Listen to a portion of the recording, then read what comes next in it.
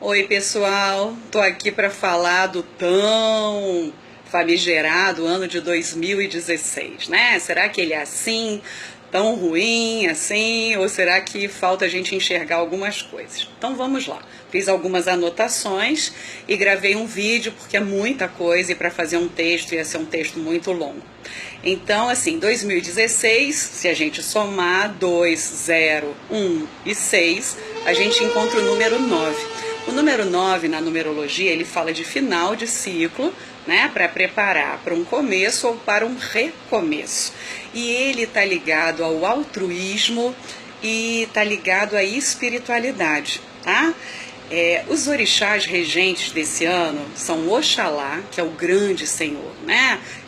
Tem uma representação do arquétipo do grande pai, e Iemanjá, que é a representação do arquétipo da grande mãe. O Oxalá, ele precisa de ordem, de limpeza, de pureza. E Iemanjá, ela preside a individualidade. Então, num ano, se a gente precisa aí de pai e mãe, do grande pai e da grande mãe, para que seria, né? Será que esse ano ele vai ser fácil para o ego? Porque são aprendizados, a gente está aqui para isso. E sempre falei, né, assim, na prova do Big Brother, aí vem aquela questão de prova de resistência, aí a pessoa reclama. Gente, a pessoa está no programa para disputar, né? Então, assim, na prova de resistência ela tem que estar. E 2016 talvez seja uma prova de resistência aí pra gente, né? Mas que é sempre bom. Então, assim, o grande pai ou a grande mãe arquetípicos, né, da natureza, eles são os pais que a gente poderia chamar de suficientemente bons. Eles não passam a mão na cabeça, não é aquela coisa mais maravilhosa. Na verdade, eles vão dar autonomia, porque os filhos têm que crescer. A gente tem que sair da infância, sair da adolescência, e a gente tem que incorporar essa energia desses pais, né? A gente tem que incorporar a maturidade, a sabedoria e também né, a carta 9 no tarô seria o eremita, e o eremita ele traz um exílio voluntário, ele próprio precisa disso, né? Quando a gente está muito cansado, muito, a gente não quer ir para o interior, né? A gente quer ir para aquele lugarzinho bem calmo. Então, a gente pode fazer isso também na cidade, a gente pode fazer isso através de uma meditação, ficando em casa, né? Lendo alguns livros e viajando naquela leitura, analisando mesmo o que está acontecendo com a gente. E é esse lugarzinho do interior, mas ele é muito brejeiro, ele não tem luz elétrica, né? Aquele lugar que você vai dormir mais cedo e acorda mais cedo, e então o eremita ele tem que acender a lamparina e tem que ver dentro dessa casa quantos cômodos existem nessa casa, o que existe nessa casa. Deixa eu conhecer essa casa interna, né? A gente precisa disso. E a gente vai ver que a gente pode ser muito feliz com o que tem nessa casa modesta interna, né? Mas que tem o que é o suficiente para a gente. Então, esse ano, 2016, ele fecha um ciclo de 36 anos regido pelo Sol, e a gente está num ano que é regido pelo Sol também. E o próximo ano será regido por Saturno, né? Que também se engloba aí no eremita, né? Nessa questão do 9 também, tá? Então, assim, o Sol, ele fala de clareza, e a gente enche a boca para falar que é muito verdadeiro, né? Não, eu prefiro ficar chateado, fulano não me falou aquilo, me omitiu, mas se tivesse falado a verdade, para mim era melhor. Será? Quando vem a verdade, será que a gente aguenta, né? Então o Sol veio trazer aí a questão de finais de relacionamentos, né? O velhinho, o eremita, andando com a muleta. Será que ele não precisa buscar uma renovação, né? O Cronos vem de crônico, né? Daquela doença crônica. Então, será que a gente não precisa botar o tempo a nosso favor, né? Olhar para o tempo, não e começar a correr, porque eu não consegui realizar isso e aquilo na minha idade. Não, e assim, olhar para a casinha interna, o que é a minha realidade, né? Que bom, que eu não consegui ainda, eu não estava preparado, não tinha maturidade para isso. mas a partir de agora eu vou tentar me preparar para isso, tá? Então, essa muleta, né? Esses relacionamentos que não faziam sentido, alguns empregos que não faziam sentido, a gente precisa deixar a coisa acabar, né? A gente precisa deixar ir, a gente precisa aceitar as mortes, né? Essas mortes que tiveram de tantos famosos, as pessoas morrem, né? Eu tenho uma teoria que eu acho que está tendo uma entrega do Oscar em alguma dimensão, um Grammy, alguma coisa assim, né? Mas o que a gente precisa? Esse velho, ele não precisa renascer, rejuvenescer, aliás, né?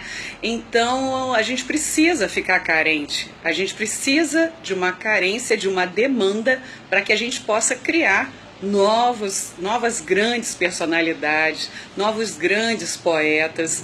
Existe uma história que são os 3 cachinhos de ouro, tá no capítulo 10 do Mulheres que Correm com os Lobos, que fala de um velho, muito velho, assim, ele tá muito cansado, ele é um andarilho, e ele tem o rosto vincado, os dentes amarelos, e ele vai andando, ele não vê nada, até que num momento, numa noite, ele vê uma casinha, uma luzinha lá longe, ele se aproxima, e ali tem uma senhora corpulenta, e ela tá numa cadeira de balanço, e ela pega ele no colo, e ela vai balançando com ele, e aquilo, o tempo vai passando, e quando ela olha, ele se tornou um jovem.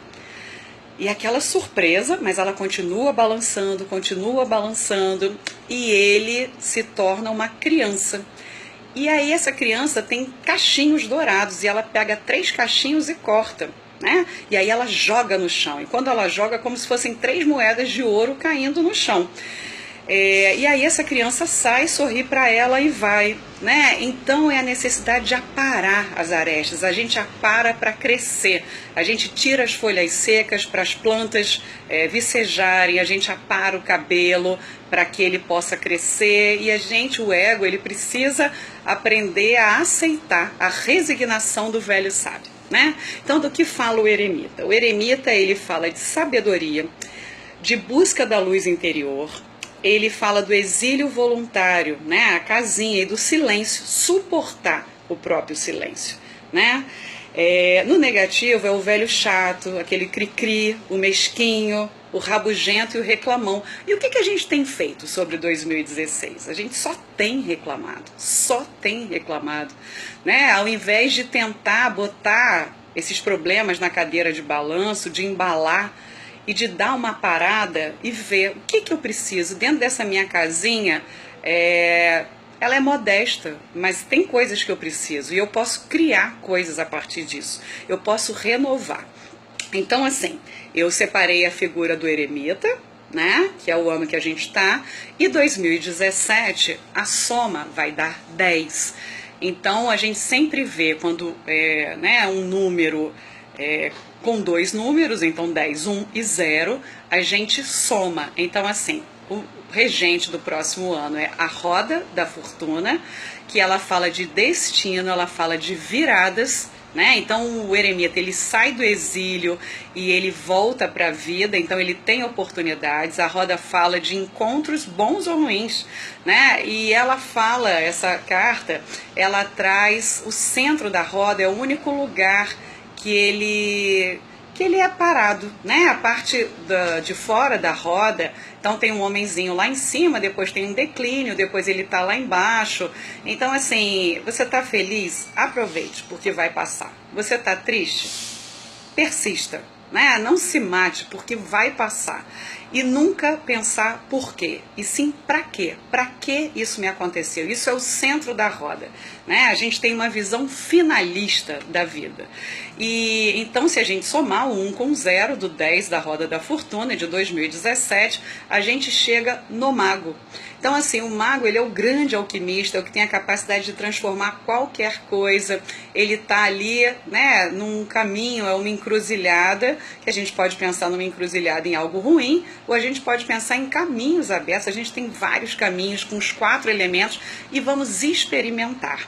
tá? Então, olha, um beijo pra vocês. Vamos fazer as pazes aí. A gente tem 3, 4 dias para fazer as pazes com 2016 e eu tô aqui para defender 2016, tá? Eu também tive as minhas perdas fortes em 2016, mas quando a gente aceita, a gente pode perder o medo, e depois que a gente perde o medo de perder, a gente fica muito mais forte, tá bom?